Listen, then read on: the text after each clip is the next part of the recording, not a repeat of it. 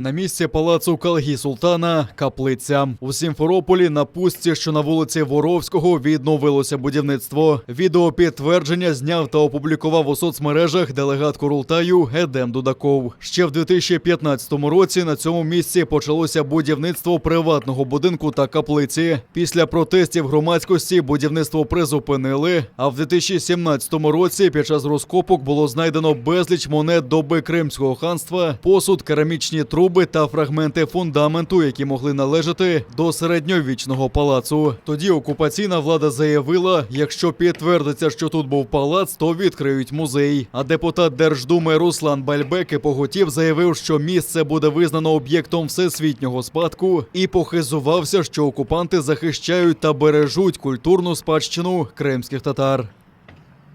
И эта церковь строится, чтобы унизить нас. Это месть за 2014 год. Просто афера заключается в том, что в 2014 году задним числом на эту территорию были выделены участки. Якобы 2013 годом. Вот это было сделано задним числом. Многие знают об этой проблеме в Крыму, когда в начале 2014 года ушел дерибан земли по всему Крыму.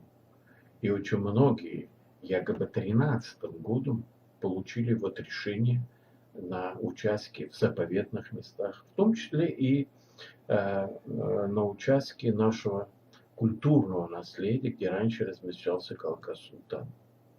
Калга-Султан в часи Кримського ханства був другою особою після хана. Історики, посилаючись на письмові докази, заявляють, що палац було збудовано наприкінці 15 століття в комплексі з багатьох об'єктів. В 1736 році військо Російської імперії частково зруйнувало палац. Згодом його відремонтували. Втім, в часи першої анексії 1783 року палац зрівняли з землею. В часи Російської імперії на його місці звели броварню, а в останні роки Радянського Союзу зруйнували. До початку 2000-х років історики знали про місце знаходження палацу, але не знали його кордонів.